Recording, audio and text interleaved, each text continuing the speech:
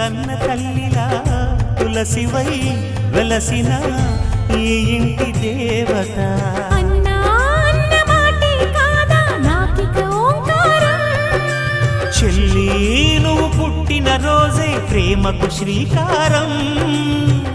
మా ఇల్లు అనురాగ గుడి గోపురం. సిరులెన్ని ఉన్న సరితూగలేవు నా చెల్లి చిన్ని నవ్వులకు. నీ పాద స్పర్శ శ్రీరామ రక్ష మాతృదేవో